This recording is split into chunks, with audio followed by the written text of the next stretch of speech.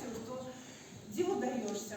На уроке я задал такое задание, говорю: дети, что бы вы попросили у родившегося Христа? Ну, конечно, не сладости, там, никакие там игрушки.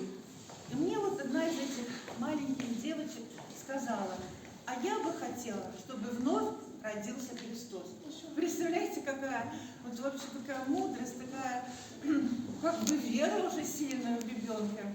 И вот такие слова хочется пожелать всем нам.